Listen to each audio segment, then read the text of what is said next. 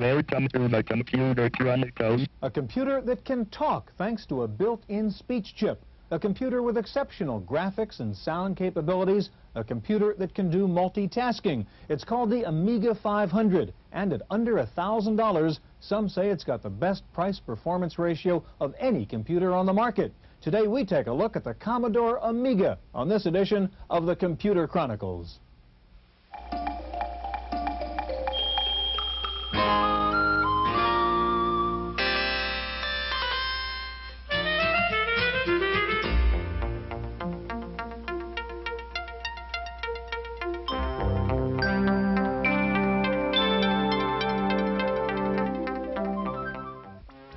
The Computer Chronicles is made possible in part by CompuServe, featuring an online reference library, Wall Street reports, at-home shopping, airline reservations, games, and hundreds of other services.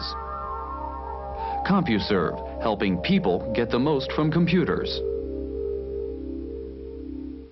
Additional funding is provided by McGraw-Hill, publishers of Byte.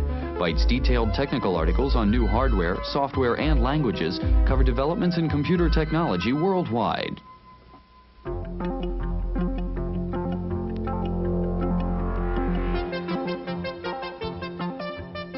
Welcome to the Computer Chronicles. I'm Stuart Chaffee, and this is Gary Kildall. Gary, I'm playing a game called Interceptor here from Electronic Arts. It's a new F-18 flight simulation game written for the Amiga, and as you can see, the graphics and the sound are spectacular. So when you talk about the Amiga, one tends to talk about graphics and sound. It's a pretty good general-purpose computer, but it's kind of the Rodney Dangerfield of personal computers. It doesn't get very much respect among the IBMs and the Macs of the world. Why is that? Well, Stuart, part of it is the Commodore heritage. The Commodore brand name is associated with the low-end computers. When it first came out, it was pitted up against the Atari 520 ST. 520 ST was about $500, and this came out at about $1,500, so it really didn't match up. And moving up market is difficult because, of course, there's distribution channels that they didn't have established. There's a accumulated software base we found with the Mac and the IBM PC, and the Amiga just didn't have that. Now we're starting to see some really good software being written for the Amiga, so that situation may change. Okay, Gary, we're going to take a look at the new Amiga 500 and the Amiga 2000, and we'll see some of the new exciting software that is being written for the Amiga. We're going to begin by going to Oakland, California, and taking a look at a man who uses an Amiga plus DigiView and Deluxe Paint to make a living as a professional photographer and designer. Larry Keenan is a San Francisco photographer who has added the Amiga to his collection of photographic equipment. Working with a video camera, a digitizer, and a software package called DigiView, Larry can create new images directly on screen. Basically, it was a logical extension of my business because I work with a lot of different elements in photos. The digitizing process was like another brush. It's just another technique. It allows me to take a photograph that I've already have in a stock file and resize it, take out elements. For instance, you have a favorite photograph that you want to use for something, and it's got telephone lines all in it, it's got cyclone fences, lots of problems. And you can go in and you can digitize these areas out. Larry is well known for his ad work and magazine covers, and increasingly for his artwork decorating software packages. The computer gives him a definite advantage in dealing with the deadlines imposed by commercial work, and it lets him be more independent. And this is the main difference in this technology. It allows artists, photographers, illustrators, anyone in the art field to take an image, digitize it on their own terms, and present it, rather than being a victim of a technician basically doing it, and you have no input, none. Making the switch from a sharp lens to a fuzzy monitor is not without its problems. Larry regrets the low resolution of a computer screen compared to photographic film, and he finds it hard to keep up with constant changes in the technology. But he's optimistic. The trick is to learn the process, because that won't change, just the quality will change in the future, and that's the important part.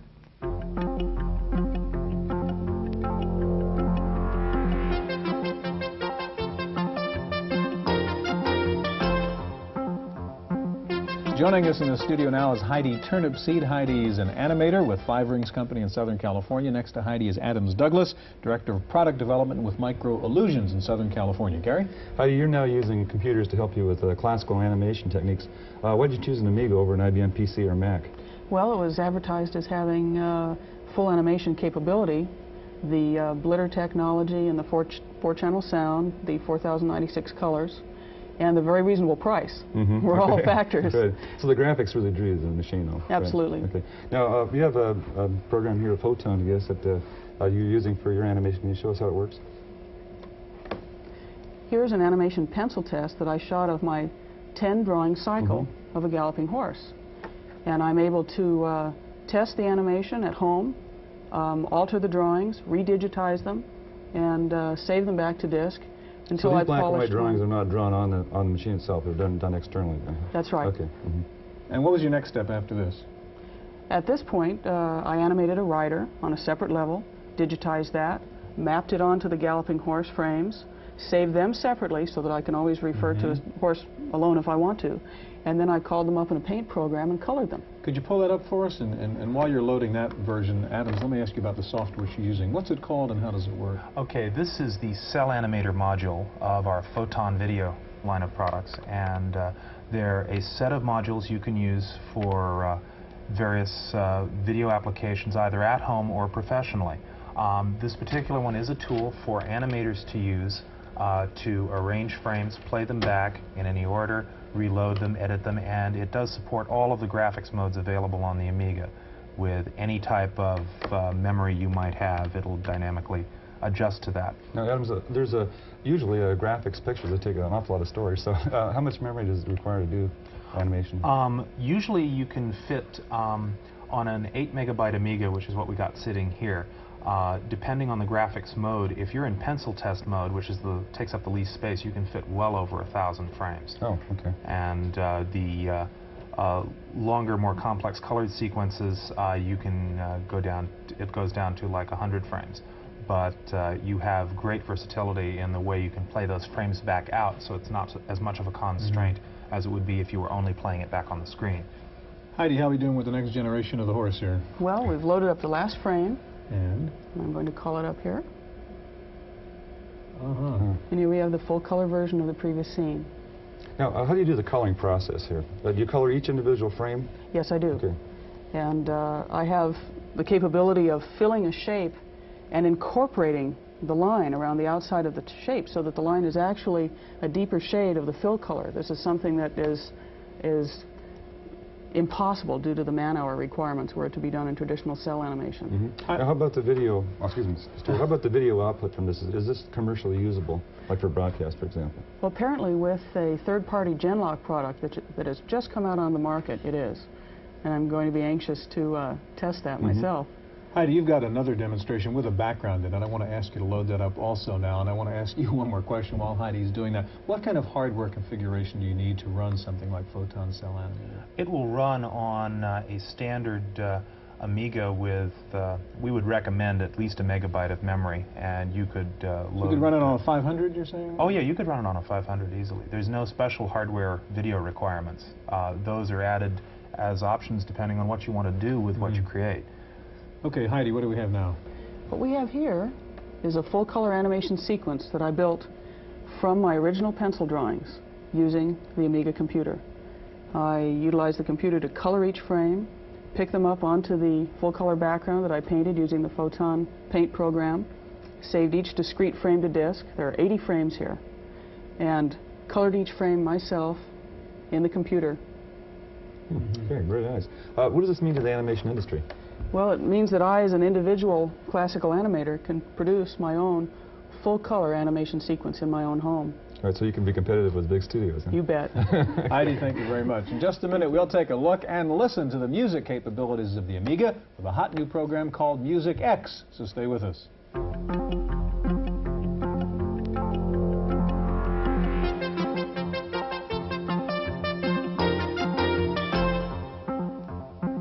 Joining us in the studio now is David Joyner. David's a programmer with Microillusions and the developer of Music X, and back with us, Adams Douglas. David, we've seen how an Amiga can be used for professional animation.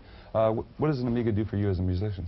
Well, it allows me to essentially set up a multi-track recording studio in my home. the synthesizers nowadays all have what is called MIDI, which stands for Musical Instrument Digital Interface.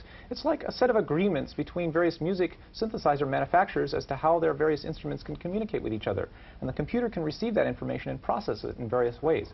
And I will now attempt to record a performance and show you how it works. I'll set the tempo to some reasonable value, 131 quarter notes per minute. I'll now start to record. The drum machine, which has been synchronized to the computer, will automatically start.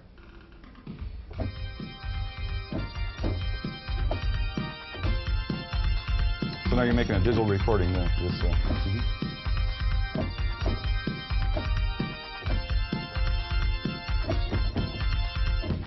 And I stop that, store it into the machine. Now if I go back to the beginning and play again, and you can see it's got controls just like a tape recorder, fast forward, rewind, and play. This program has been designed to work on various levels. On the surface level, it's very simple, but at the same time, you can dig down deep into its innards and sort of... But right now what you do is you recorded one segment of music, and how many segments can you record then? You can record up to 250 segments in the computer, although 20 of them can play at once. Okay. Can you show us how you manage some of those segments? Here's the editing screen. Well, there's various different editors. I'll show you the simplest one, which is the bar editor, which shows the music as a series of bars. And in fact, you can drag notes around. Shut that off. Anyway. Okay. So what are some of the other controls that you have? Well, I'll show you some of the other screens. There is the librarian screen, which allows you to send sound data to the synthesizer and make the synthesizer play different sounds. You can store the various patches from the synthesizer onto disk. There's going to be, let's see, we have filters. What these allow you to do is process your playing in real time to change your performances. Here's an example of, this takes a second to load, the key map editor, which allows you to redefine the behavior of the musical keyboard, sort of like musical keyboard macros. Which you can assign a sequence of notes to a key on the keyboard. And I've always been interested in the idea of sort of co-composition, co-performance, not just a human composing and not just a computer composing all by itself, but together in a synthesis. There's a lot of things that I'm interested in developing in experimental techniques in music. So you see this is more of a combination of the talents of the machine and the talents of the Exactly. David, what does MusicX do that's new in terms of this kind of music software? Well, it's new in the sense that it's affordable. It runs on a machine that's affordable and a machine that has color. The Amiga is a very creative machine. I think it has a very creative spirit to it. And I think that many musicians are attracted to that, and they're dying for an excuse to buy one. Adams, MusicX is in development now, right? I mean, you're still working on this thing. When's this going to hit the market? This will be out in about 2 months. Okay, and you said it's reasonable. What will it cost? $290, I believe, something like that. Although by the time this program airs, it may be less than 2 months. Okay. And is this for the professional musician, primarily MusicX, or is it for a person who's not a performer and can still take advantage of this? Well, I think the program can adapt to various levels of talent. If you're an amateur musician, sort of like I am, I'm really a sort of a musician techie, I like to be able to compose on a screen because I'm not that great of a keyboard player. But on the other hand, I want something that the professional can also use and in his work.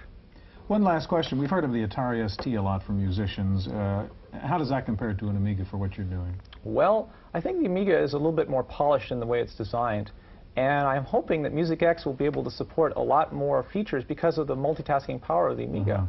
David, Adams, thank you very much. Now we know about the music and graphics capabilities of the Amiga. There are also scientific applications on the Amiga. Wendy Woods has a report from the Smith Kettlewell Eye Research Foundation in San Francisco. Now you see it. Now you don't. The letter E vanishes when the motion stops.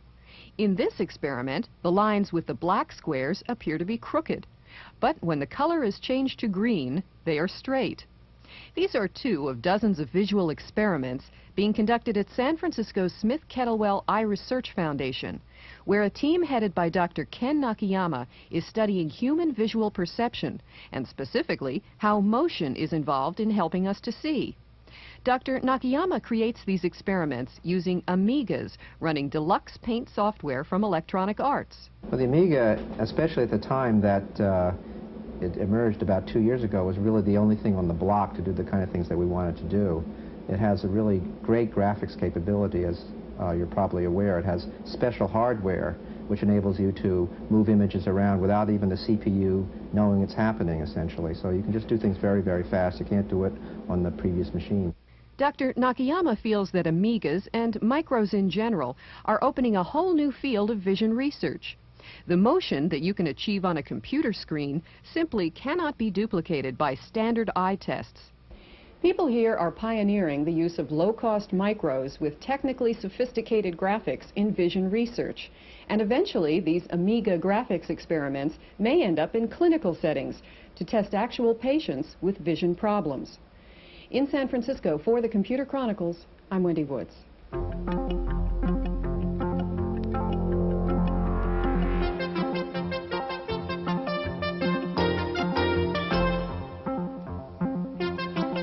With us in the studio now are Tim Jennison, president of NewTek of Topeka, Kansas, and next to Tim, the vice president of NewTek, Paul Montgomery.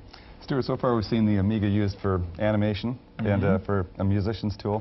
We have a TV camera sitting here, so I guess we've covered all the bases. We're up to video on the Amiga. Tim, why did you choose the Amiga as a target for your product, a video product? Well, the Amiga, of all the computers on the market, is really most well suited for video use. Right out of the box, it's without any other display cards. It's got NTSC video, can display 4,096 colors at once, which is really enough to get a photographic quality image on the screen. Plus, with certain coprocessor chips and internal circuits, it's really a powerhouse. It's got the throughput and the horsepower to do what we need to do. And what does your product consist of?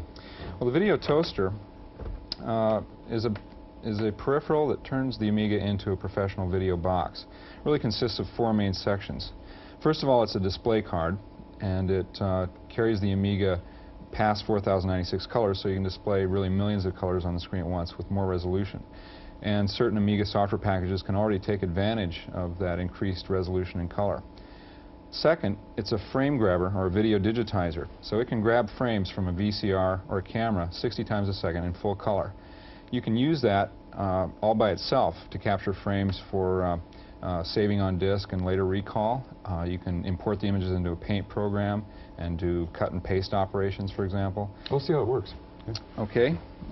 First of all, we're looking at the toaster now displaying live video 60 times a second. This is coming off the camera that's sitting on our desk right here. The camera runs into the toaster, and the toaster runs into this monitor. I can slow down the frame rate so you can see that it is really capturing images. If you want to move your hand, Gary, you can see that it's really... A little delay there. Yeah. Okay, some of the effects it can do. This is tumbling around the x-axis, tumbling around the y-axis. This is a zoom. These are typically effects that would be very expensive if you hadn't be by broadcast quality kind of material. Yeah. These effects might cost $20,000 on up to $300,000 to do with traditional video equipment. This is a moving blind effect. Here's a quad mosaic, and then there's kind of a kaleidoscope effect there. This is a 16-level mosaic. And we can do a receding mosaic, which is kind of interesting. And zoom in, and we can do what we call an infinity slide, like a infinity mirror effect you'd see at the barber shop. Here's a mirror effect reflected around the center. This is called pixelization. It's a very popular effect in commercials. It gives it kind of a high-tech computer look. This is called a push-on. This is used widely as a transition from one scene to another in a video.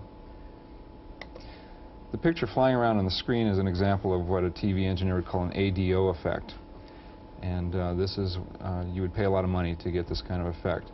Another ADO type effect is the sphere, which is usually reserved for the very expensive broadcast equipment. The beauty of the toaster is that these are all software-based effects. So the more software we write for the toaster, the more effects it will do. Paul, who's the customer for this kind of a board? Well, the customer is one of the 7 million camcorder owners in the U.S. right now. It is education. It is corporate sales and training tapes. It's anyone who really has an interest in video or a need to do video. This will give them that slick, television look that people are becoming accustomed to. So, for example, if you have a small business and I wanted to have video in my PR department, then I could build it myself. Right? Absolutely right. You don't see this right now replacing things like ADOs and professional quality broadcast effects equipment, do you, or do you, Tim? Well, I do, because even if a station has these very high quality units, they're typically a kind of a precious resource, and you have to line up to use them, and if you're renting time on them, it's typically $300 an hour for the really top stuff. So now a small ad agency has access to this sort of thing, and even a TV news department has to line up for this sort of thing. Now they could get those effects very cheaply. What would the next steps be? What are the things you're trying to add to the video toaster as you improve it? We've got a number of add-on products planned for it. We'd really like to get the entire production process into a single box, and we're working on all the remaining bits and pieces to do that, so we can really truly have desktop video. When you say desktop video, that's obviously sort of an analogy to the desktop publishing situation. Paul, what do you really mean by desktop video? Desktop video is the marriage of personal computers and video. So it gives a much more professional quality to equipment that traditionally is very expensive. Using the computer technology, you can do it now fairly cheap.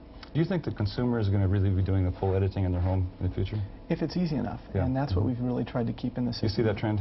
Yes, absolutely. Well, what's the toaster package consist of, Tim? And what do you get and how much does this cost? Well, for a whole system, you would need a VCR, a camera, or a camcorder, the Amiga, and the toaster card. All told, you would pay somewhere around $2,000 for everything. And how about the toaster product itself? I mean, what is that? The toaster itself lists for $799. Okay. And that's a board and... It's a board that goes into the Amiga. Yeah.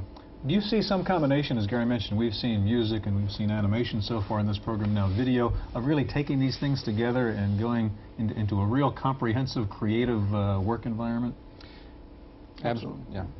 And are you guys working on that in any direction, or working with other... We're working on an NTSC paint program that would take the output of this and manipulate it in millions of colors, an animation product, a titling product. So I see that, and it's also compatible with all Amiga software.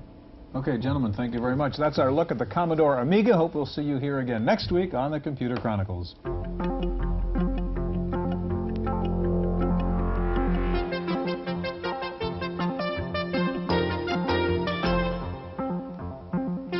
In the Random Access file this week, yet another company has announced a rewritable optical disc storage system for PCs. But this time, Advanced Graphic Applications of New York says it will actually ship its system this November.